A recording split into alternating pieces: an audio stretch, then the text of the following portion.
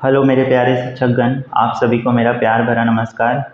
मैं Saurabh Kumar, BPSC PGT TRE 2 teacher, आपके लिए आज जो वीडियो मैं लेकर के आया हूँ, उस वीडियो में हम लोग प्रैक्टिस करेंगे।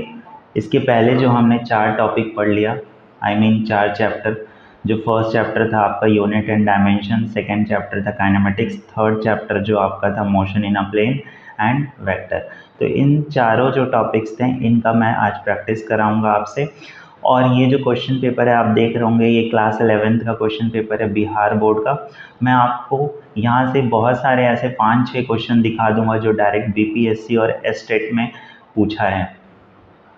आपके लिए इम्पॉर्टेंट ये है कि आप क्वेश्चन कितना प्रैक्टिस करते हैं। पढ़ने से कुछ नहीं होगा, क्वेश्चन कितना प्रैक्टिस करते हैं। तो मैं आपसे, चाहे वो 11th का क्वेश्चन पेपर है, 12th का, चाहे प्रीवियस ईयर का, सब हर एक क्वेश्चन पेपर आपसे मैं क्या कराऊंगा, प्रैक्टिस कराऊंगा। तो चलिए आज के इस वीडियो में हम लोग इस क्वेश्चन पेपर को सॉल्व करते हैं बिना टाइम वेस्ट किए। अगर आपको मेहनत पसंद आए तो प्लीज़ वीडियो को लाइक करें और चैनल से जुड़े रहने के लिए सब्सक्राइब करें, ताकि आपको वीडियो मिलते रहे और आप प्रैक्टिस करते रहें। सो फर्स्ट क्वेश्चन है हमारा, निम्नलिखित में से कौन व्युत्पन्न मात्रक। व्युत्पन्न मात्रक मतलब क्या हो जाता है, डिराइव्ड यूनिट। और डिराइव्ड यूनिट कौन किसको बोलते हैं, जो आधारी राशि मतलब बेसिक यूनिट्स, जो फंडामेंटल यूनिट्स होते हैं उस पर डिपेंड करते हैं। तो 7 फंडामेंटल यूनिट्स होते हैं। 7 फंडामेंटल यूनिट्स में कौन कौन सा आ जाता है, लेंथ आ जाता है, मास आ जाता है, टाइम आ जाता है, टेम्परेचर आ जाता है, आपका करंट आ जाता है, अमाउंट ऑफ सब्सटेंस पदार्थ की मात्रा आ जाता है, उसके बाद ज्योति तीव्रता ल्यूमिनस इंटेंसिटी आ जाता है। ठीक है, तो कितना हो गया, 1 2 3 4 5 6 7। तो इसमें से देखिए केल्विन के मोल है, मोल किसका मात्रक है, अमाउंट ऑफ सब्सटेंस पदार्थ की मात्रा का। ये तो क्या है, फंडामेंटल यूनिट्स आधारी राशि। केल्विन, केल्विन किसका मात्रक है, टेम्परेचर का मात्रक है, ये भी क्या है, आधारी राशि।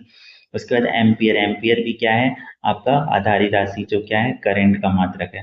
तो इसका सही आंसर क्या हो जाएगा आपका, इसका सही आंसर हो जाएगा हमारा सी, हर्ट्ज। हर्ट्ज किसका यूनिट होता है, आपको पता है हर्ट्ज होता है आवृत्ति। आवृत्ति मतलब फ्रीक्वेंसी का, फ्रीक्वेंसी होता है क्या, हर्ट्ज।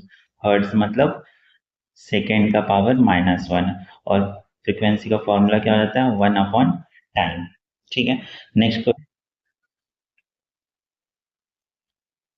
1 मीटर तुल्य है, 1 मीटर तुल्य है किसके, 1 मीटर। यहाँ देखिए क्या क्या दिया, एंगस्ट्रॉम। एंगस्ट्रॉम क्या होता है, 1 एंगस्ट्रॉम होता है 10⁻⁻10 मीटर।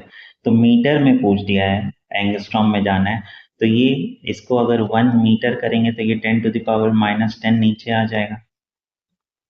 तो कितना हो जाएगा, ये ऊपर जाके 10⁻10 एंगस्ट्रॉम हो जाएगा। ठीक है, उसके बाद नेक्स्ट है हमारा, ये सारे जितने हैं आप अगर प्रैक्टिस कर लेंगे तो आपका बेसिक भी स्ट्रांग हो जाएगा। और साथ ही साथ ये जो आपके यूनिट्स और डायमेंशन हो गया, और फिर मोशन इन अ प्लेन हो गया, और क्या हो गया, प्रोजेक्टाइल जो हो गया, वो सारे से आपको क्वेश्चन डायरेक्ट मिल जाएंगे। देखिए जैसे ये एंगस्ट्रॉम वाला क्वेश्चन आया हुआ है स्टेट में।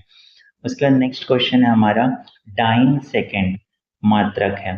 तो डाइन सेकेंड आपका मात्रक किसका है, आपको पता है जो फोर्स का मात्रक होता है बल का, वो न्यूटन होता है। ठीक है, लेकिन ये क्या होता है, एसआई मात्रक। और अगर इसी को सीजीएस मात्रक में देखें तो फोर्स का सीजीएस मात्रक होता है डाइन। ठीक है, और 1 न्यूटन कितने डाइन हो जाते हैं, 10⁵ डाइन। ठीक, तो यहाँ पे पूछ रहे डाइन सेकेंड। डाइन सेकेंड मतलब फोर्स इनटू टाइम, है ना। डाइन हो गया यूनिट किसका, फोर्स का, और सेकेंड किसका हो गया, टाइम का। तो फोर्स इनटू टाइम किसका यूनिट होता है, तो हमने प्रीवियस जो फर्स्ट चैप्टर पढ़ा था उसमें देखा था कि जो इम्पल्स है उसका मात्रक क्या होता है, आवेग। आवेग का मात्रक फोर्स इंटू, सॉरी, आवेग का फॉर्मूला क्या होता है, फोर्स इंटू टाइम हो जाता है। ठीक है, आवेग का। तो फोर्स का हो गया डाइन और टाइम का हो गया सेकेंड। उसके बाद नेक्स्ट हम लोग देखते हैं, नेक्स्ट पार्सेक। पार्सेक आपका किसका मात्रक है, तो पार्सेक जो मात्रक है वो किसका है, आपका दूरी का मात्रक है। ठीक है, उसके बाद नेक्स्ट है हमारा, प्रक्षेप्य के पथ पे के उच्चतम बिंदु पर त्वरण का मान होता है, the value of acceleration at the highest point of the projectile path. तो ये हमने प्रोजेक्टाइल मोशन पढ़ा था।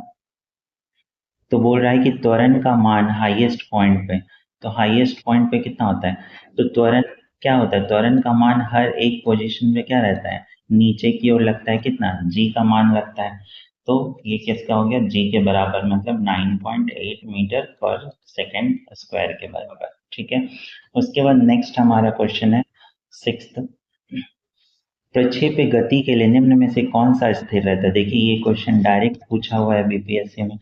तो कौन सा रिमेन्स कांस्टेंट, हमेशा कांस्टेंट रहता है प्रोजेक्टाइल मोशन में। तो प्रोजेक्टाइल मोशन हम लोग देखे थे क्या, ये प्रोजेक्टाइल मोशन नीचे की ओर लग रहा था क्या, गुरुत्वीय त्वरण, तो जिसकी वजह से जो वर्टिकल जो वेलोसिटी था क्षैतिज वाला वो चेंज हो रहा था, लेकिन जो हॉरिजॉन्टल था क्या था, यू कॉस थीटा, ये हर एक पोजीशन पे क्या रह रहा था, कांस्टेंट रह रहा था, स्थिर रह रहा था। तो कौन सा हो जाएगा इसका ऑप्शन आपका, horizontal component of the velocity. तो क्षैतिज घटक इसका क्या रहेगा, कांस्टेंट रहेगा, और जो ऊर्ध्वाधर घटक है ऊपर की ओर वाला वो क्या होते जाएगा, हर पॉइंट पे चेंज होते रहेगा, क्योंकि नीचे कौन लग रहा है, जी नीचे उसको अपोज कर रहा है। ठीक है, उसका नेक्स्ट हम देखते हैं सेवेंथ, दाब का बीमीय सूत्र, दाब मतलब प्रेशर, और प्रेशर का फॉर्मूला क्या होता है, दाब का बल अपॉन प्रति इकाई क्षेत्रफल। तो बल का मात्रक हो गया न्यूटन पर मीटर स्क्वायर, लेकिन यहाँ विमीय सूत्र पूछ रहा है, तो बल का आपको पता है क्या, m1L1T-2 अपॉन एरिया का कितना है L2, तो ये ऊपर जाके बन जाएगा m1, ये 2 ऊपर जाके क्या बन जाएगा L1-2, और ये T-2, तो हो गया m1L-1T-2। अगर आपको विमीय सूत्र निकालने सीखना है आसानी से 2 सेकंड में कि कैसे हम निकाल सकते हैं फटाफट, क्योंकि एग्जाम में उतना टाइम नहीं रहता कि आप पूरा फॉर्मूला लिखते रहो, तो मैं पूरा अबाउट 100 जितने भी एनसीईआरटी के आपके विमीय सूत्र हैं, इससे बाहर कुछ नहीं आ सकता, मेरी गारंटी है इसकी। तो आप उसको जा करके मेरे चैनल पे देख सकते हैं, ठीक है, और उसको रिवाइज कर सकते हैं। नेक्स्ट हम लोग देख लेते हैं इसका ऑप्शन क्या हो जाएगा, option B M L-1T-2। Next question हमारा, निम्नलिखित में से किस भौतिक राशि का विमीय सूत्र आवेग के विमीय सूत्र के समान है। देखिए आवेग, आवेग मतलब क्या, इम्पल्स, तो मैंने बताया था जो इम्पल्स होता है वो संवेग में परिवर्तन की दर के बराबर होता है, संवेग में परिवर्तन, सॉरी दर नहीं, संवेग में परिवर्तन के बराबर होता है।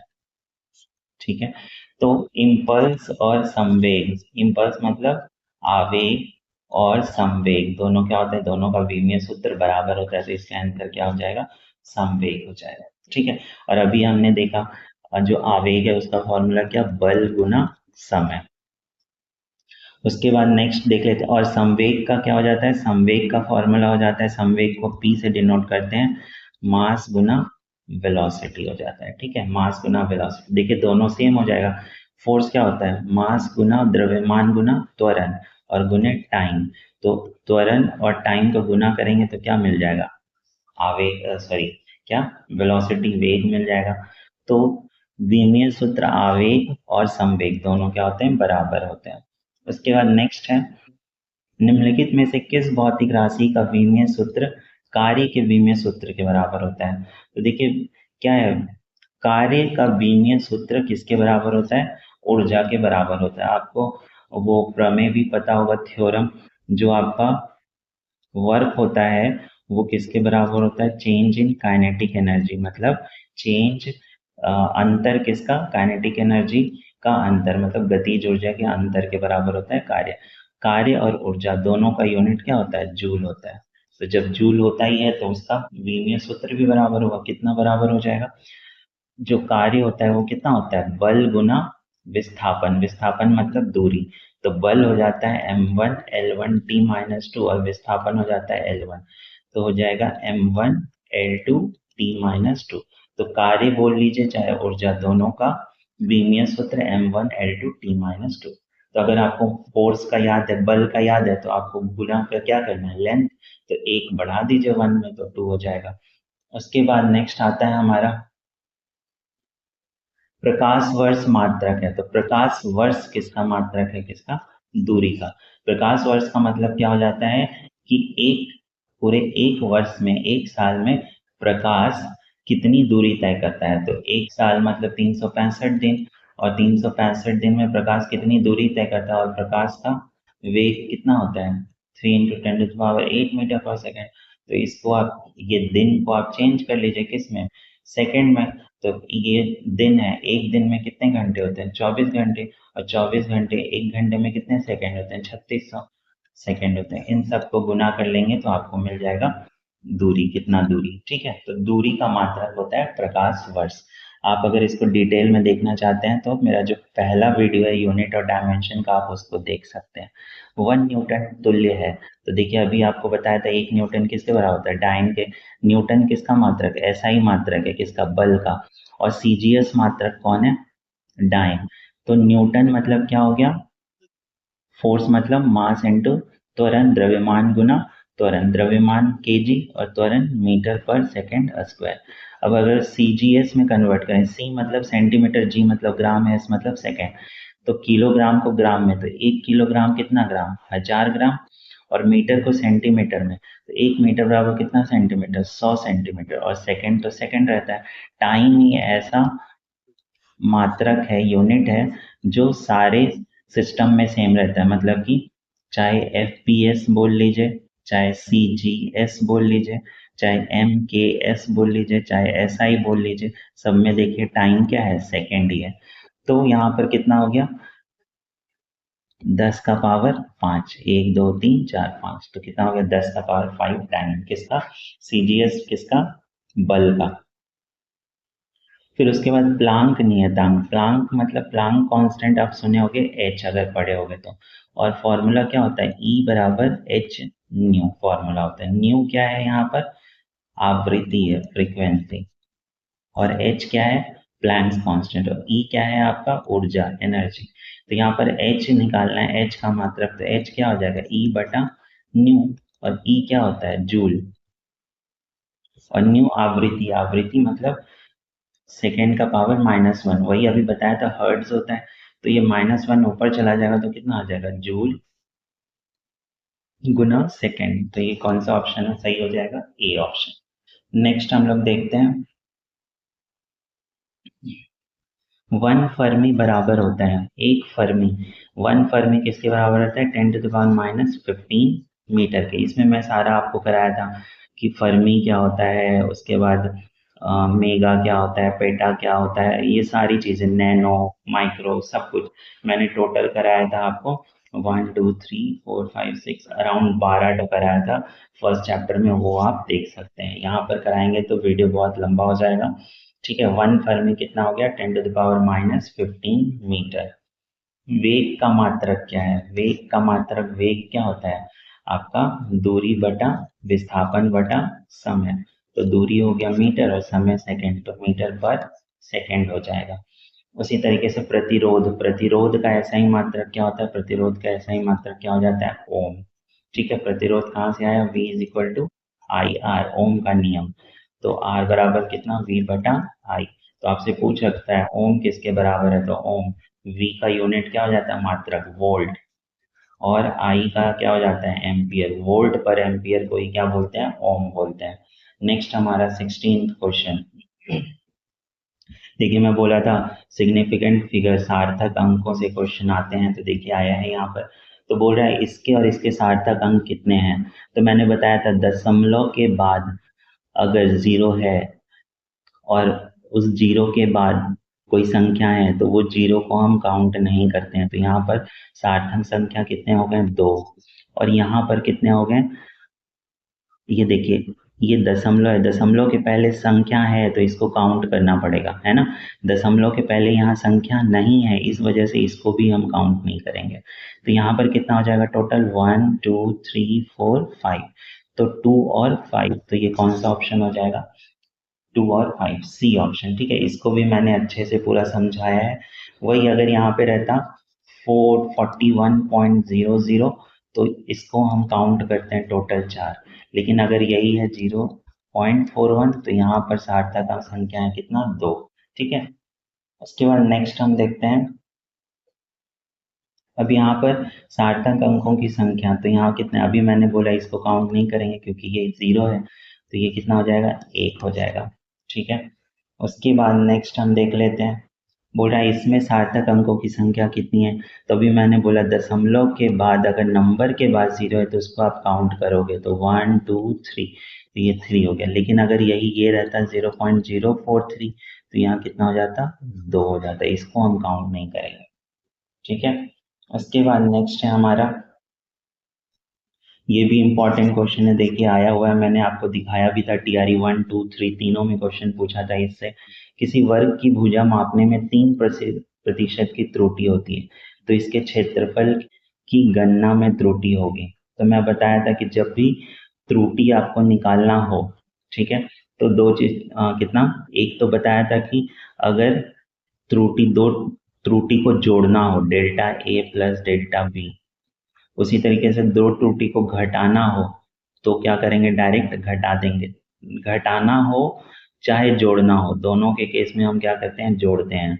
उसी तरीके से दो त्रुटि को क्या करना हो, गुना करना हो चाहे भाग करना हो, तो उस केस में क्या करते हैं, उसका हम लोग क्या निकाल लेते हैं, सापेक्ष, delta A by A plus delta B by B, जितनी संख्या है वहां पर गुना या भाग में सबको इसी फॉर्म में आपको लिखना है। और अगर इसको 100 से गुना कर देते हैं तो क्या हो जाता है, ये प्रतिशत बन जाता है। ठीक है, तो यहाँ पर बोल रहा है क्षेत्रफल किसका, वर्ग का। तो वर्ग का क्षेत्रफल क्या होता है, वर्ग का क्षेत्रफल होता है भुजा गुने भुजा। तो अगर इस भुजा में भी 3% का त्रुटि है, इस भुजा में भी 3% का त्रुटि है, तो दोनों गुना में है, तो गुना के लिए क्या करना पड़ेगा, सबको जोड़ना पड़ेगा, क्या, प्रतिशत को जोड़ना पड़ेगा। तो इसमें कितना हो जाएगा, डेल्टा ए बाई ए त्रुटि, और इसमें भी कितना त्रुटि हो जाएगा, डेल्टा ए बाई ए। तो ये कितना प्रतिशत दिया है, तो 100 गुना कर लेते हैं। ये मैंने एकदम डिटेल में बताया, आप प्लीज जा करके वीडियो देखिए, ये कोई नहीं बताता, छोड़ देता है, सब स्किप कर देते हैं इसको। लेकिन आप देखिए, आप क्वेश्चन मिलेगा इसको बीपीएससी में, टीआरई 1 2 3 क्वेश्चन पेपर डाउनलोड करके देख सकते हैं, या फिर मेरा फर्स्ट वीडियो देख सकते हैं। तो यहाँ पर ये कितना त्रुटि है, 3%, और ये भी कितना त्रुटि है, 3%, तो 3% कितना हो गया, 6% का त्रुटि आपको मिलेगा। ठीक है, उसके बाद हम नेक्स्ट आते हैं, किसी मापन की यथार्थता निर्धारित होती है।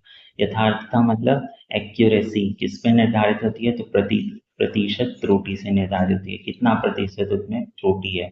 बोलते हैं ना कि कितना परसेंटेज एरर है, तो किसी की भी यथार्थता एक्यूरेसी किससे निर्धारित करते हैं, हम प्रतिशत से निर्धारित करते हैं।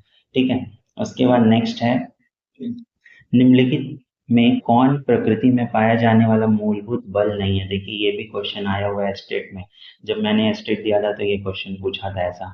तो निम्नलिखित में कौन प्रकृति में पाया जाने वाला मूलभूत बल नहीं है, मतलब कौन फंडामेंटल फोर्स नहीं है। तो आप याद रखेंगे टोटल 4 फंडामेंटल फोर्स हैं।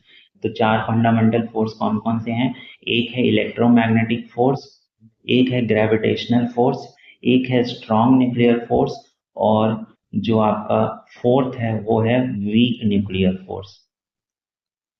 ठीक है, मतलब ये एक है प्रबल नाभिकीय बल और एक है दुर्बल नाभिकीय बल। तो ये टोटल 4 के अलावा आपको कुछ भी मिले तो आप उसको क्या बताओगे, वो मूलभूत बल नहीं है, फंडामेंटल बल नहीं है। तो ये हो जाएगा आपका विस्कस फोर्स, इसका सही आंसर हो जाएगा। ठीक है, नहीं है पूछ रहा है, तो जिसमें भी आकर्षण और प्रतिकर्षण हो रहा है वो सारे क्या हो जाएंगे, फंडामेंटल फोर्स हो जाएंगे। नेक्स्ट हमारा नेक्स्ट क्वेश्चन देख लेते हैं। पूछ रहा है यहाँ पर कि भौतिक राशि Q द्वारा दिया जाता है वह राशि जो Q में अधिकतम प्रतिशत त्रुटि लाती है, मतलब किसमें सबसे ज्यादा त्रुटि होगा, तो जिसका पावर सबसे ज्यादा होगा। क्योंकि अगर मान लीजिए 1% भी त्रुटि हुआ, मान लो 0.1 त्रुटि हुआ या 1% त्रुटि हुआ, 1% मतलब 0.01, इसका पावर 5, तो ये तो बहुत बढ़ जाएगा ना। किसके कारण त्रुटि ज्यादा हो रहा है, इसी के कारण हो रहा है त्रुटि ज्यादा। तो और इसको ये भी मैंने बताया था, अब देखिए यहाँ पर ये सब ए बी सी डी सब गुना भाग में है, तो इसका प्रतिशत एरर आप कैसे निकालेंगे, प्रतिशत त्रुटि, तो delta A by A plus delta B by B plus delta C by C plus delta D by D. और मैंने बोला था अगर पावर है, ये सारा प्रूफ करके दिखाया था, अगर पावर है तो पावर आगे आ जाता है 2, यहाँ कितना है 3/2, यहाँ कितना है 5। ठीक है, ये ऊपर जाके -5 +5 ही बन जाएगा, और ये कितना है 2, तो ये 2। ठीक है, तो सबसे ज्यादा कौन इफेक्ट कर रहा है, यही कर रहा है, तो सी हो जाएगा इसका आंसर। उसके बाद 23rd नंबर आप देखिए, किसी गोले की त्रिज्या मापने में 1% की त्रुटि होती है। तो देखिए गोले का आयतन में कितना त्रुटि होगा, तो आयतन मतलब क्या होता है गोले का, 4/3 पाई आर क्यूब त्रिज्या का। तो अब देखिए आर क्यूब है यहाँ पर, तो अभी मैंने आर क्यूब मतलब आर गुने आर, तो यहाँ पर कितना हो जाएगा डेल्टा r/r। उसी तरीके से delta r/r plus delta r/r, या फिर आप इसको करना चाहें तो मैंने बोला r में त्रुटि कितना होगा डेल्टा r/r, और जो पावर है उसको क्या कर देते हैं गुना कर देते हैं। तो ये डेल्टा r/r का दिया हुआ है कितना 1% की त्रुटि, तो 3 गुना कर देंगे तो 3 गुना 1% कितना हो जाएगा 3% की त्रुटि हो जाएगा आंसर। ठीक है, उसके बाद हम नेक्स्ट क्वेश्चन में आते हैं। बोल रहा है 1 नैनोमीटर बराबर होते हैं। देखिए नैनोमीटर, फर्मी, आपका पिकोमीटर, ये क्वेश्चन पूछा है टीआरई 3 में ही पूछा है क्वेश्चन। तो अगर आपको ये nanometre, sorry nanometre, picometre, fermi, peta, atto, ये सारी चीजें अगर नहीं पता है तो मेरा पहला वाला वीडियो देखिए, मैं एकदम आराम से समझाया हूँ इसको। तो nanometre, nano, N for nano, N for 9, तो 1 नैनोमीटर होता है 10⁻⁹ मीटर, तो -9 मीटर। लेकिन यहाँ क्वेश्चन में तो सेंटीमीटर और मिलीमीटर दिया है, तो 1 मीटर में कितना सेंटीमीटर होता है 100 सेंटीमीटर, और 1 मीटर में कितना मिलीमीटर होता है 1000 मिलीमीटर। तो सेंटीमीटर अगर करना चाहें तो 10 का पावर कितना हो जाएगा, ये -7 हो जाएगा, है ना, +2 हो जाएगा, तो -7 सेंटीमीटर, और ये हो जाएगा -6 मिलीमीटर। तो -7 सेंटीमीटर दिया हुआ है, मिलीमीटर तो दिया नहीं है, ये -6 सेंटीमीटर, गलत, ये भी गलत, ये भी गलत। तो नैनोमीटर मतलब N for 9, N for nano. ठीक है, नेक्स्ट क्वेश्चन, 1 लीटर में कितने घन सेंटीमीटर होते हैं, मतलब पूछ रहा है 1 लीटर में कितना सेंटीमीटर क्यूब होता है। तो 1 लीटर में जो आपका सेंटीमीटर क्यूब होता है वो कितना होता है 1000 सेंटीमीटर क्यूब होता है। ठीक है, और 1 मिलीलीटर में कितना होता है, 1 मिलीलीटर बराबर 1 सेंटीमीटर क्यूब होता है। मतलब मिलीलीटर और सेंटीमीटर क्यूब बराबर होते हैं, आप इसको चेंज करके देख सकते हैं। 1 लीटर बराबर कितना मिलीलीटर 1000 मिलीलीटर, तो यहाँ 1000 पुट करेंगे तो ये 1000 कट जाएगा ना।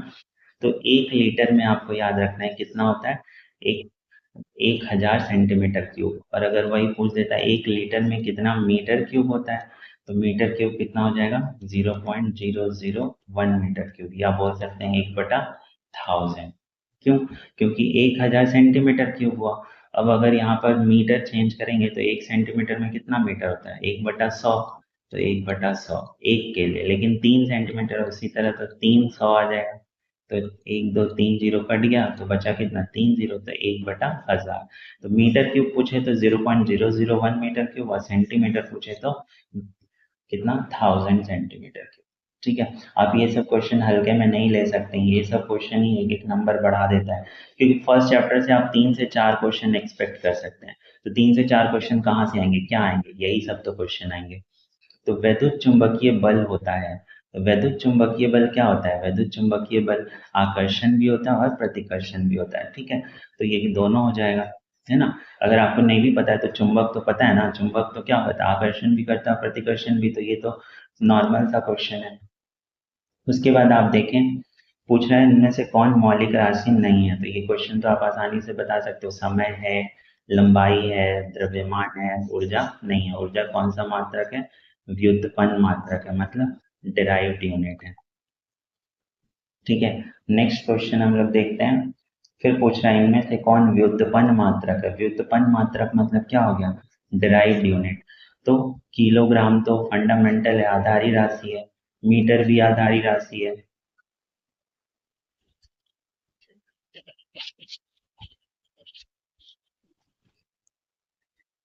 कैंडेला भी आधारी राशि है, जो कूलम है वो क्या है व्युत्पन्न मात्रक है। ठीक है,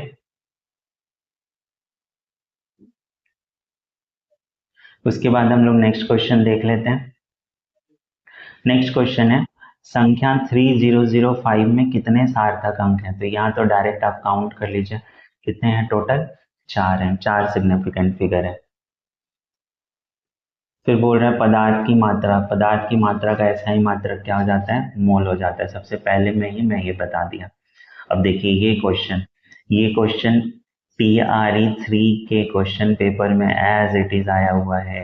ये क्वेश्चन एनसीईआरटी का है, इसीलिए मैं बोलता हूँ कि एनसीईआरटी आप नहीं छोड़ सकते हैं पीजीटी और ये एस्टेट के एग्जाम के लिए। अगर आप उसको कर लिए तो आप से हर एक क्वेश्चन बन जाएगा।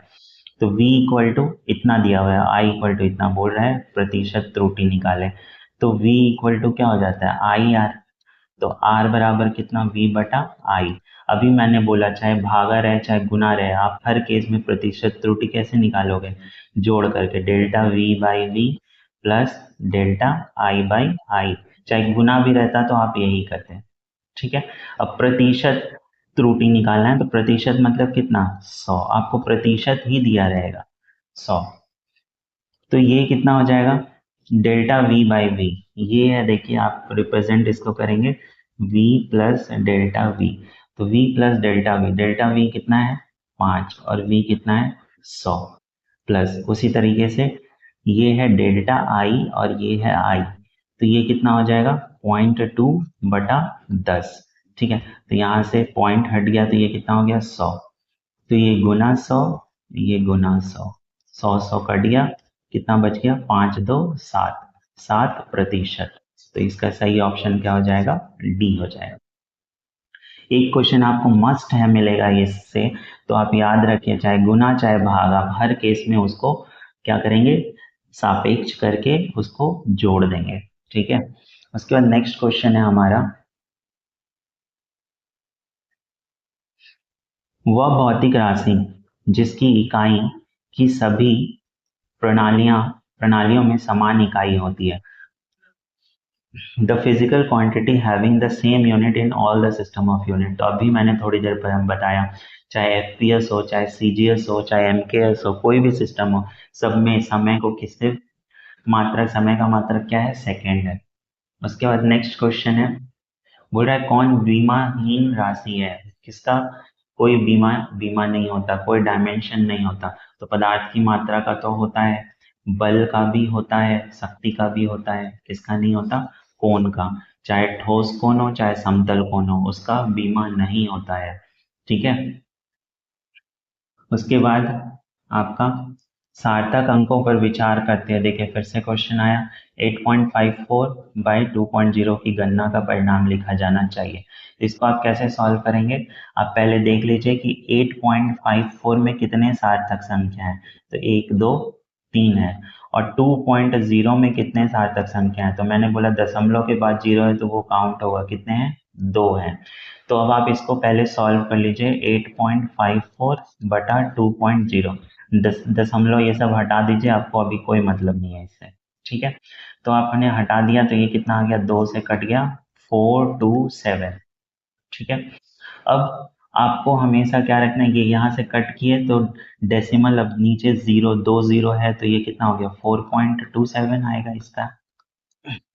तो आपको क्या करना है, इसको कौन सा आंसर सही होगा, देखो 4.27 है, 4.270 है, 4.3 भी है, सब है। तो जो सबसे कम सार्थक अंक रहेगा उसमें आंसर को आपको कन्वर्ट करना है। तो यहाँ आंसर में कितने सार्थक संख्या है, 3 है, लेकिन आपको लेना कितना है, 2 ही लेना है। तो इसका आंसर कितना हो जाना चाहिए, 4.2, लेकिन 4.2 नहीं होगा, कितना होगा 4.3। क्यों, क्योंकि 2 से पहले जो नंबर है वो 5 और 5 से ज्यादा है, तो जो ज्यादा रहता है तो नंबर क्या हो जाता है, एक बढ़ जाता है। तो आंसर क्या हो जाएगा, 4.3 हो जाएगा, ठीक है। नेक्स्ट क्वेश्चन हम लोग देख लेते हैं, किसी पदार्थ के 5.74 ग्राम का आयतन इतना है, सार्थक अंकों को ध्यान में रखते हुए उसका घनत्व होगा। तो देखिए फिर से वही है आपका, यहाँ क्या दिया है, ये द्रव्यमान दिया है, ये आयतन दिया है, आपको क्या निकालना है, घनत्व। और घनत्व क्या होता है, घनत्व को रो से डिनोट करते हैं, और घनत्व होता है द्रव्यमान बटा आयतन। तो फिर से वही द्रव्यमान है 5.74 और आयतन कितना है 1.2। इसमें 3 है सार्थक संख्या और इसमें 2 है। तो आपको जो फाइनल आंसर बताना है वो फाइनल आंसर में कितना सार्थक संख्या होगा, 2 होगा, जो कम रहेगा। ठीक है, तो आप इसको भाग दे करके देख लीजिए 5.74 और 1.2 को। तो जब आप भाग देंगे तो यहाँ से ये हटा देता हूँ मैं और यहाँ एक 10 लगा देता हूँ और यहाँ से ये हटा देता हूँ। तो पहले भाग दे देते हैं। तो 12 चक 48, 9 बचा 94, मतलब 12 सते 84, 84 10 100, तो हो जाएगा 12 8 96, फिर 96 और 4 12 तिया 36, ये ऐसे ही अब बढ़ते चला जाएगा। ठीक है, तो कहाँ पर डेसिमल लगा था, 12 छक 48, 12 सते 84, उसके बाद ये डेसिमल लग गया था। नीचे एक 10 है तो ये कितना हो जाएगा 4.78333। आपको तो आता है भाग देने। अब जो आपको आंसर देना है वो किस में देना है, 2 सार्थक संख्या में देना है। ठीक है, सिग्निफिकेंट नंबर में। तो यहाँ पर तो कितने हैं, 1 2 3 4 5 6 हो गए हैं।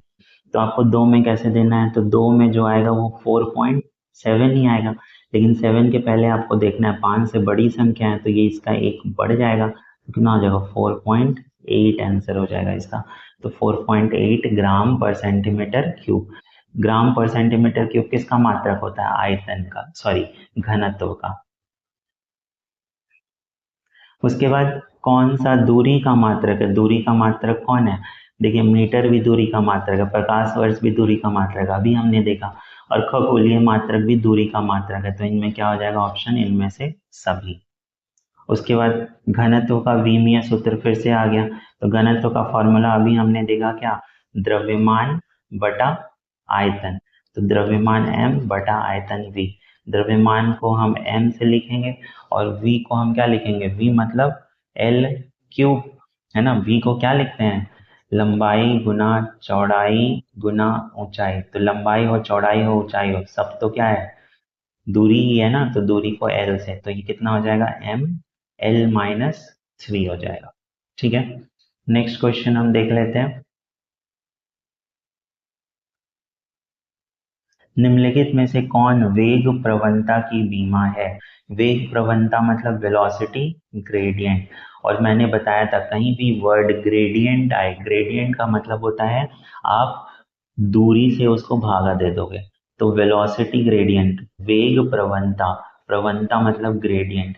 तो कहीं भी ये वर्ड मिला तो उसके पहले जो वर्ड है क्या है, वेग है। वेग को v से डिनोट करते हैं, उसको आप दूरी से भागा दे दोगे l से, दूरी मतलब l।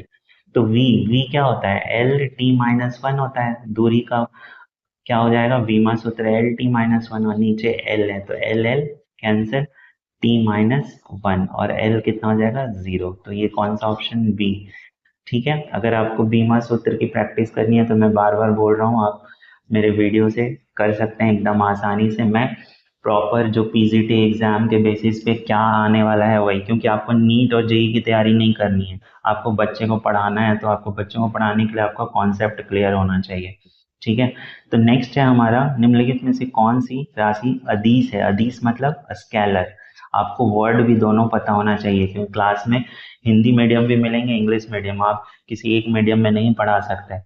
तो कौन सी राशि अदिश है, स्केलर है। तो विस्थापन क्या है, वेक्टर है, सदिश। वेग सदिश, त्वरण सदिश, कार्य जो होता है वो क्या होता है, अदिश राशि। उसके बाद नेक्स्ट आते हैं हमारा वेग परिवर्तन की दर। तो ये तो हो गया क्या, त्वरण, बच्चा वाला 9th क्लास का सवाल है। देख लीजिए क्वेश्चन, सरकार भी चाहती है, बोर्ड भी चाहता है कि बच्चे का बेसिक क्लियर हो, तो बाकी अपने आप वो कर लेंगे। यदि कोई पिंड वृत्ताकार पथ पर एक समान गति से चल रहा है, तो ये वृत्ताकार पथ है। अगर कोई पिंड वृत्ताकार पथ पर एक समान गति से चल रहा है, मतलब equal distance covered in equal time, मतलब समान समय में समान दूरी तय कर रहा है, तो हम उसके वेग के बारे में क्या कर सकते हैं। तो देखिए, समान गति तो समान है, लेकिन देखिए वृत्ताकार पथ पे क्या पता चलता है, आप हर एक पॉइंट पे इसकी दिशा क्या हो रही है, बदलते रहती है। और वेग क्या होता है, वेग परिमाण और दिशा दोनों होता है, मतलब मैग्नीट्यूड और डायरेक्शन दोनों होता है। यहाँ मैग्नीट्यूड तो सेम है, मतलब हर जगह 10 है, लेकिन देख रहे हो डायरेक्शन, दिशा हर जगह बदल जा रहा है। तो हम वेग के बारे में क्या कर सकते हैं, वेग बदल रहा है, वेग इट इज चेंजिंग। हाँ, लेकिन अगर पूछता चाल, तो चाल हम बोलते हैं सेम है, नियत है। ठीक है, नेक्स्ट क्वेश्चन हम देखते हैं। नेक्स्ट क्वेश्चन है, विरामावस्था से चले किसी पिंड का त्वरण 2 मीटर प्रति सेकंड स्क्वायर है, तो 10 सेकंड में पिंड द्वारा चली गई दूरी। तो दूरी निकालना है, तो हमारे पास तीन सूत्र होता है गति का, एक v equal to U plus A T. आपको दूरी निकालना है, ये तो यूज नहीं कर सकते। s equal to U T plus half A T square, यहाँ दूरी है, इसको यूज कर सकते हैं। और एक है V square equal to U square plus 2a s, इसको यूज नहीं कर सकते क्योंकि आपके पास v नहीं है ना। v मतलब अंतिम वेग तो नहीं है, प्रारंभिक वेग दिया हुआ है क्या, विरामावस्था। विरामावस्था मतलब वस्तु का प्रारंभिक वेग 0, कहीं भी विरामावस्था आया मतलब वस्तु का प्रारंभिक वेग 0। तो ये वाला भी नहीं लगा सकते हैं, तो बचा कौन, ये। तो यहाँ पर s equal to U T plus half A T square, तो यू तो 0 हो जाएगा, बचा क्या है, s बराबर हाफ ए कितना दिया हुआ है 2, और टी स्क्वायर 100, तो 2 से 2 कट गया, 100 आंसर आया, कितना, 100 मीटर, डी ऑप्शन। नेक्स्ट है हमारा 43, बोल रहा है सार्वत्रिक गुरुत्वाकर्षण नियतांक। तो आपको पता है गुरुत्वाकर्षण बल का फॉर्मूला F बराबर जी m1 m2 बटा आर स्क्वायर। देख रहे होगे जो भी चीज बीमा सूत्र जितना कराया हूँ बस उतने में से ही है, उसके बाहर हो ही नहीं सकता। G बराबर F R square upon m1 m2। तो F का बीमा सूत्र आपको पता है क्या, m1, सॉरी हाँ, F का बीमा सूत्र m1 l1 t minus 2, R square मतलब एल का स्क्वायर अपॉन ये m1 m2 है, m1 क्या हो जाएगा, ये m1, और m2 भी क्या हो जाएगा, m का पावर 1। देखिए ये हो गया m, ये एक m1 से एक m1 चला गया, ऊपर जाके क्या बन जाएगा m माइनस 1, ये हो जाएगा l 1, और ये 2, 2 और 1 3, और ये t माइनस 2, तो m minus 1 l3 t minus 2। तो देख लीजिए किसमें है सही ऑप्शन, सी, तो सी हो जाएगा आपका सही आंसर। ठीक है, नेक्स्ट है हमारा, किसी पिंड की वृत्तीय गति उदाहरण है। तो किसी पिंड की वृत्तीय गति क्या उदाहरण है, 2 डायमेंशनल मोशन, उसमें x भी आता है और y भी आता है ना। वृत्तीय मतलब x और y दोनों है, x में भी जा रहा है, ये देख रहे हो आप, ऊपर भी जा रहा है और आगे भी बढ़ रहा है, तो दोनों है, तो 2 डायमेंशनल मोशन है। उसके बाद 45th बोल रहा है वेग समय ग्राफ की ढाल। तो मैंने बताया था कि आप याद रख लीजिए, 3 पॉइंट में बोला था याद रखने। एक मैं बोला था वेग समय ग्राफ का ढाल, एक मैंने बोला था वेग समय ग्राफ का क्षेत्रफल, एक मैंने बोला था दूरी समय ग्राफ का ढाल, है ना। ढाल मतलब स्लोप और एरिया मतलब क्षेत्रफल। तो वीटी का ढाल क्या देगा आपका, त्वरण। वीटी का क्षेत्रफल क्या देगा आपका, दूरी। और एक्स टी का ढाल क्या देगा, वी देगा, है ना। तो यहाँ क्या पूछ रहा है, slope of velocity time graph, तो क्या हो जाएगा एक्सेलरेशन। ढाल निकालना है, ढाल मतलब स्लोप, और स्लोप मतलब होता है क्या, लंब बटे आधार। तो जब हम ग्राफ बनाते हैं तो ऊपर रखते हैं वी और नीचे रखते हैं टी, क्यों रखते हैं ये सब चीज मैंने बताया था। तो वी बाई टी किसका फॉर्मूला था, त्वरण का होता है। और एरिया मतलब क्या हो जाएगा, वी गुना टी, तो वी गुना टी किसका फॉर्मूला होता है, दूरी का। और ढाल मतलब एक्स बाई टी, एक्स दूरी बटा समय किसका फॉर्मूला, वी का। नेक्स्ट क्वेश्चन है हमारा, यदि कोई वस्तु मुक्त रूप से गिर रही है तो समय के साथ उसका वेग, तो समय के साथ उसका वेग क्या होगा, बढ़ेगा। जैसे जैसे वस्तु नीचे की ओर आता है उसका वेग क्या होता है, बढ़ते जाता है। ये मैंने प्रूव करके भी दिखाया था, क्योंकि हर समय क्या लग रहा है, जी लग रहा है, और जी तो नियत है, और जी नियत रहने के लिए वी का वैल्यू क्या रहना चाहिए, वी का डिफरेंस क्या रहना चाहिए, सेम रहना चाहिए। तो सपोज यहाँ 0 है, तो यहाँ वी का वैल्यू 9.8 रहेगा, तब तो ये 9.8 आएगा। अब फिर से यहाँ 9.8 रहने के लिए यहाँ कितना रहना चाहिए, 19.6 रहना चाहिए, तब तो ये 9.8 आएगा। क्योंकि त्वरण क्या होता है, वेग में परिवर्तन की दर। तो वेग में परिवर्तन मतलब वैल्यू मिलना चाहिए ना, तो देख रहे हैं वैल्यू बढ़ रहा है, मतलब रैखिक रूप से क्या होता है, बढ़ता है। नेक्स्ट हम देख लेते हैं, यदि किसी वस्तु द्वारा तय की गई दूरी लिए गए समय के समानुपाती होती है तो उसकी ढाल, मतलब क्या बोल रहा है यहाँ पर कि if the distance travelled by an object is directly proportional, मतलब जो डिस्टेंस है वो डायरेक्टली प्रोपोर्शनल है किसके, टाइम टेकन के, तो स्पीड क्या होगा। देखिए डिस्टेंस डायरेक्टली प्रोपोर्शनल है तो ये क्या हो जाएगा, यहाँ से समानुपाती का हटाएंगे, ये इसका समानुपाती हटाएंगे तो यहाँ पर क्या आता है, एक कांस्टेंट आता है और ये टी, तो जो कांस्टेंट आता है उसको कांस्टेंट यहाँ छोड़ देते हैं और टी यहाँ लेके आते हैं, तो एस बटा टी, एस बटा टी ही तो क्या होता है आपका, आपका वेग होता है या चाल होता है, जो भी बोल लो, तो चाल बराबर क्या हो गया, कांस्टेंट, नियतांक, तो ये क्या हो जाएगा, नियत रहेगी, डी ऑप्शन सही है, ठीक है। उसके बाद नेक्स्ट हम आते हैं 48 में। 48 में बोल रहा है एक गतिशील वस्तु द्वारा चली गई दूरी हमेशा होती है, तो गतिशील वस्तु द्वारा चली गई दूरी हमेशा होती है विस्थापन के बराबर। तो आपके लिए हम जो डिस्टेंस और डिस्प्लेसमेंट पढ़ा रहे थे, तो मैंने बोला था जो डिस्टेंस होता है वो हमेशा बड़ा होता है किसके, डिस्प्लेसमेंट के, और या तो हो सकता है बराबर, क्योंकि सपोज यहाँ से हम यहाँ गए, ओ से ए गए, तो मान लो 10 मीटर गए, तो डिस्टेंस और डिस्प्लेसमेंट दोनों बराबर होगा इस केस में। लेकिन अगर वही हम ओ से वापस हम कहाँ आ गए, बी पे आ गए, 2 मीटर, तो अब डिस्टेंस कितना हो जाएगा, 10 गए और 2 आए, 12 हो गया।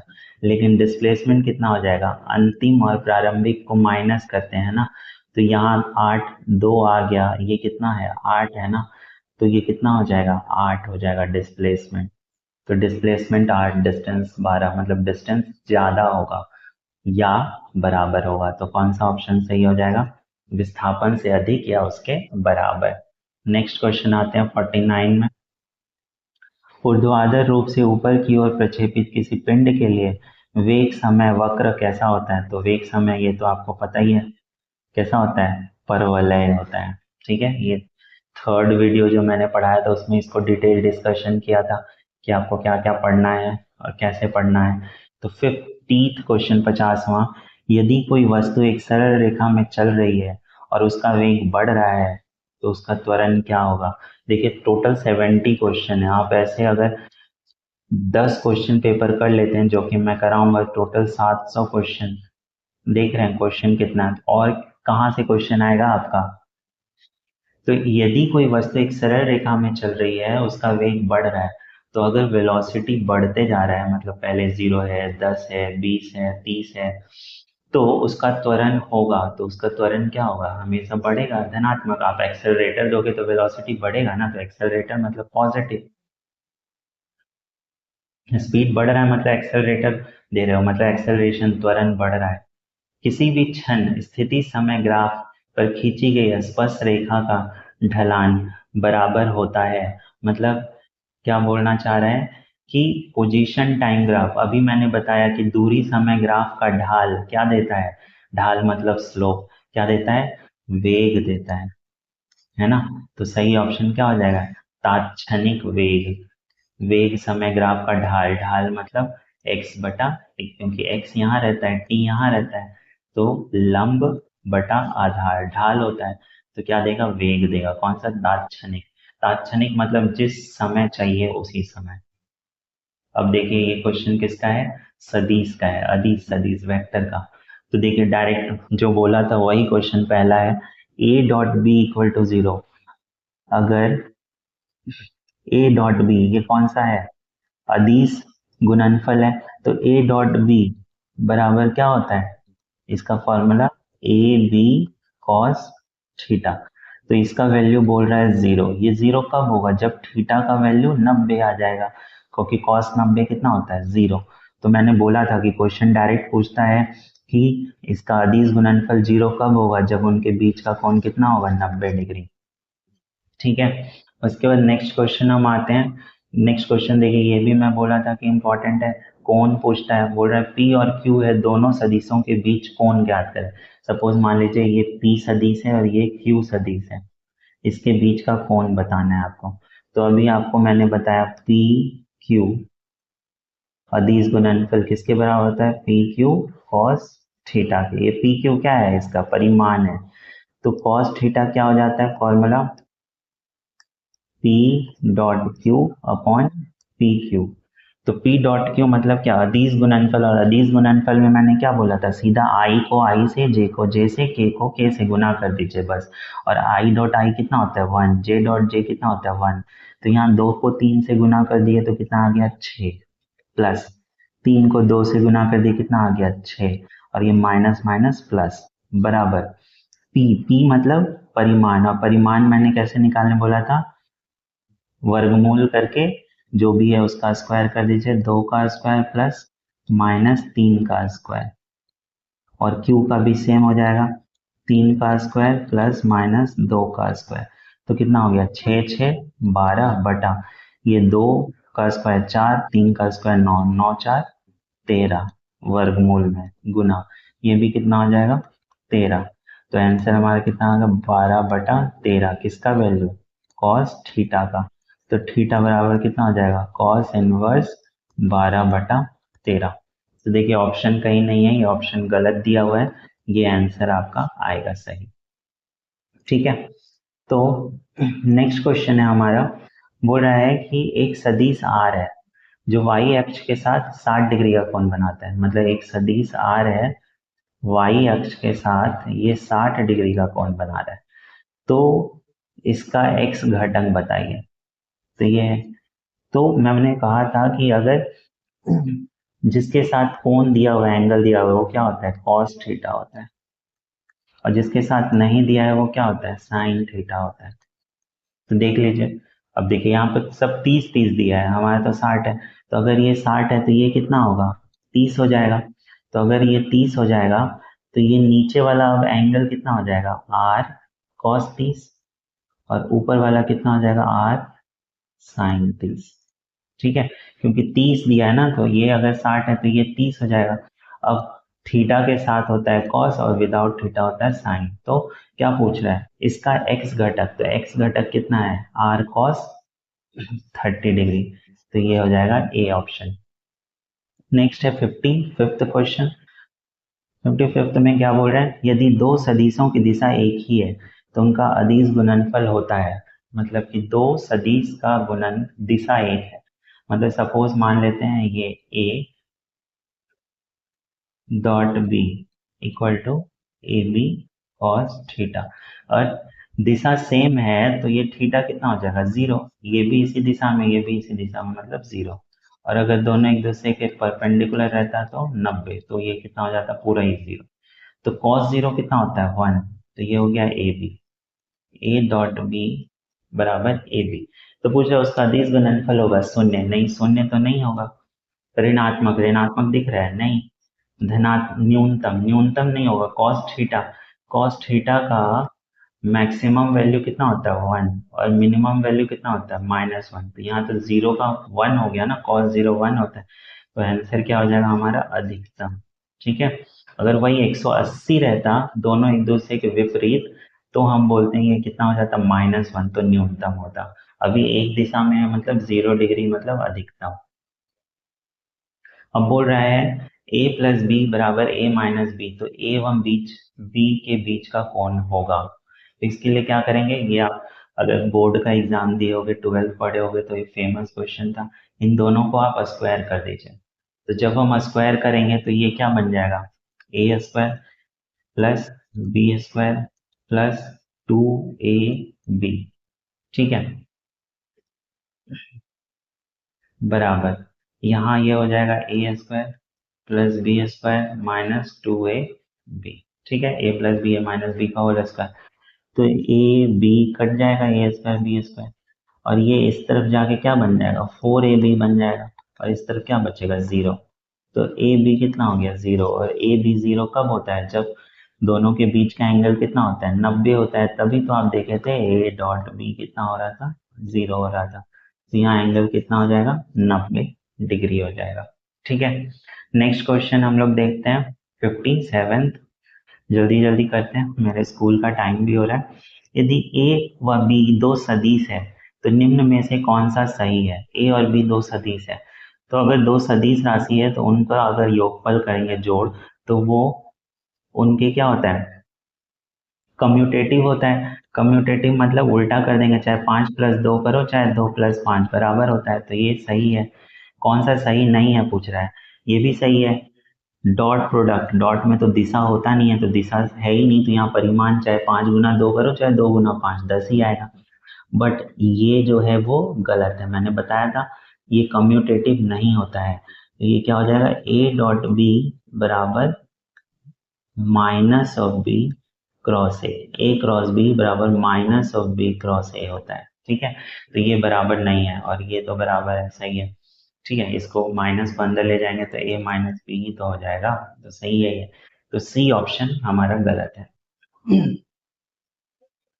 नेक्स्ट क्वेश्चन है हमारा, मैं बोला था एकांक सदिश मतलब यूनिट वेक्टर, बोला था इससे भी क्वेश्चन आता है।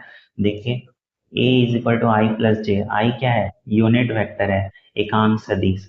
तो इसका क्या निकालना है, कौन सा की दिशा में एकांक सदिश है। तो एकांक सदिश का फॉर्मूला मैंने क्या बोला था, ऊपर वेक्टर रहता है और नीचे उसका मैग्नीट्यूड रहता है, और इसको डिनोट कैसे करते हैं, ए के ऊपर क्या है, तो ये फॉर्मूला है।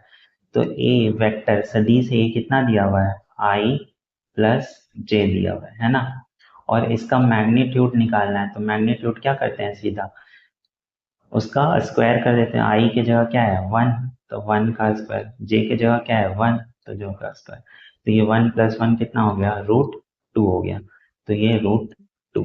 तो कौन सा ऑप्शन सही है देख लीजिए, ये ऑप्शन सही है ए। ठीक है, तो ये फॉर्मूला आप याद रखिए, यूनिट वेक्टर का जो फॉर्मूला होता है ये होता है एकांक सदिश का।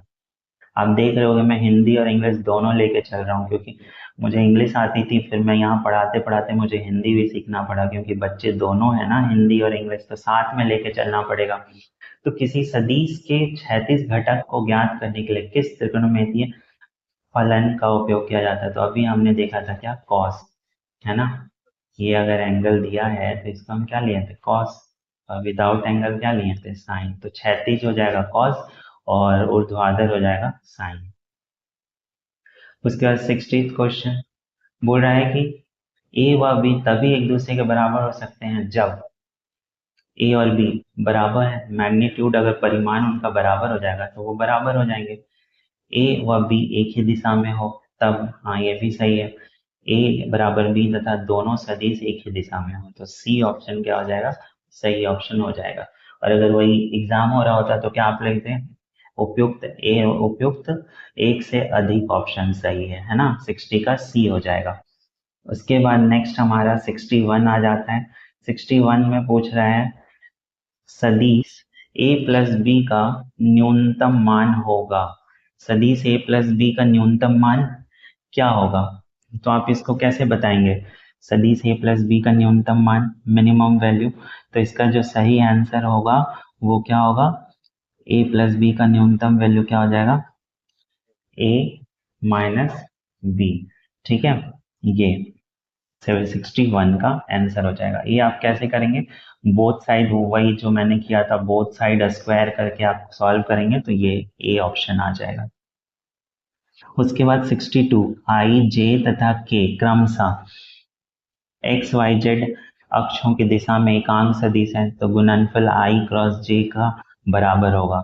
तो आपको पता है जब हम सदिश गुणनफल करते हैं तो मैंने यहाँ लिखा था आई, इधर लिखा था जे और इधर लिखा था के।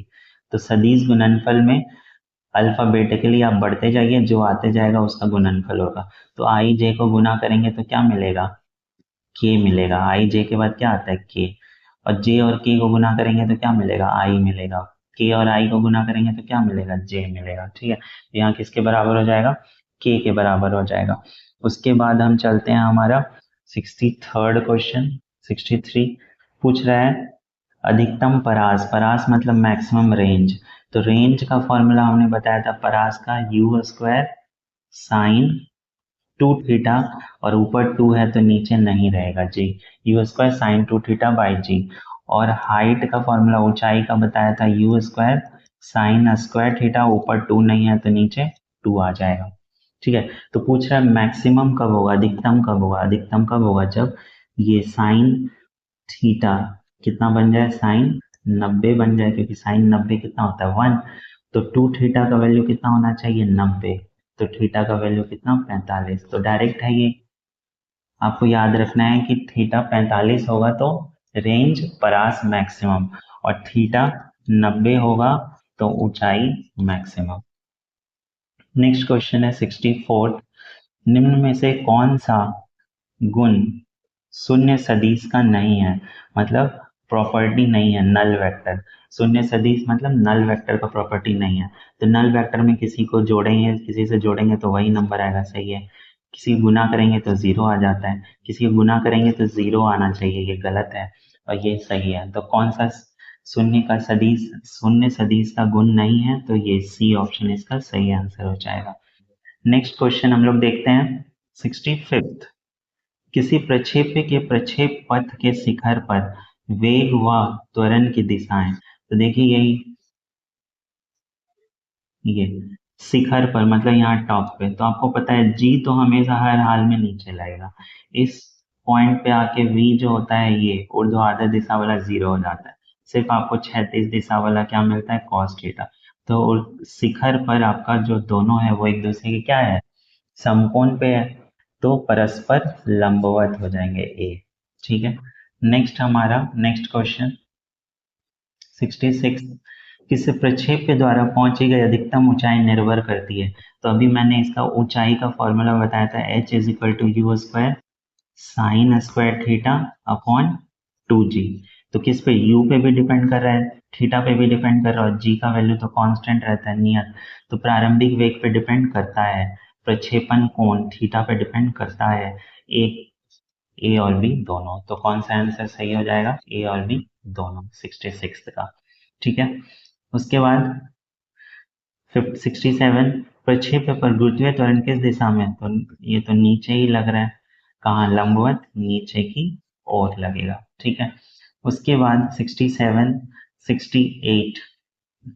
बुरा प्रक्षेप्य के प्रक्षेप्य पथ में किस बिंदु पर अधिकतम गतिज ऊर्जा होती है। तो आप देख रहे होंगे यहाँ पर हम इसको कुछ वेलोसिटी से हम फेंकें तो यहाँ u cos थीटा भी है, यहाँ u साइन थीटा भी है, लेकिन जैसे जैसे हम ऊपर जा रहे हैं तो ये वाला जो क्वांटिटी वो क्या होते जा रहा है जीरो। फिर जैसे जैसे हम नीचे आ रहे हैं ये बढ़ते आ रहे हैं और यहाँ पर हो जाएगा मैक्सिमम। ऊपर जा रहे हैं घट रहा है, नीचे आ रहे हैं बढ़ रहा है, तो कहाँ बढ़ेगा, सबसे ज्यादा बढ़ा हुआ नीचे होगा। तो ये जो नीचे है प्रारंभिक बिंदु वहां पर इसका वैल्यू क्या होगा, बढ़ा हुआ होगा 68। 69 क्वेश्चन। तो v चाल से r त्रिज्या के वृत्त में, v चाल से r त्रिज्या के वृत्त में कोई वस्तु घूम रही है, तो अभी केंद्रीय त्वरण, त्वरण हमेशा किधर लगेगा, केंद्र की ओर लगेगा। कितना लगेगा, तो इसका फॉर्मूला क्या होता है, a is equal to V square by R. ठीक है, उसके बाद नेक्स्ट हम देख लेते हैं 70 आखिरी क्वेश्चन हमारा। बोल रहा है निम्न में से किस भौतिक राशि का ना तो मात्रक होता है ना ही बीमा होती है। तो मात्रक आपेक्षिक वेग का मात्रक होता है, क्योंकि आपेक्षिक वेग मतलब a माइनस बी होता है ना, रिलेटिव वेलोसिटी। कोण, कोण का मात्रक होता है, बीमा नहीं होती। कोणीय वेग मात्रक होता है, बीमा नहीं होता। बीमा भी होता है मात्रक भी होता है। आपेक्षिक घनत्व, आपेक्षिक घनत्व का मात्रक और बीमा कुछ नहीं होता, क्योंकि आपेक्षिक घनत्व क्या होता है, किसी जिसका भी घनत्व निकालना है उस बॉडी का घनत्व, मटेरियल का घनत्व अपॉन किसका घनत्व, जल का घनत्व। तो घनत्व घनत्व तो कट गया ना, तो ना ही मात्रक हुआ ना ही बीमा, तो अपेक्षिक घनत्व इसका सही आंसर हो जाएगा। तो ये था टोटल 70 क्वेश्चन का प्रैक्टिस था। कौन कौन से चैप्टर का, फर्स्ट टू थर्ड चैप्टर का मैंने बोला था, तो ये प्रैक्टिस कराया। और भी मैं देखूंगा क्वेश्चन पेपर तो मैं प्रैक्टिस कराऊंगा। अगर आपको इसका रिवीजन करना है, एक वीडियो में पूरे डिटेल के साथ एनसीईआरटी में प्रॉपर एनसीईआरटी कवर कर रहा हूँ, तो आप मेरा वीडियो देख सकते हैं चैनल पे जा करके। फर्स्ट सेकेंड थर्ड तीनों का मैं वीडियो बनाया हूँ बिल्कुल अच्छे से आपके लिए। ठीक है, तो तब तक के लिए जुड़े रहें चैनल से। अगर वीडियो अच्छा लगा तो लाइक करें और अपने दोस्तों को भी बताएं। थैंक यू टू ऑल, अपना ध्यान रखें और अच्छे से पढ़ाई करें।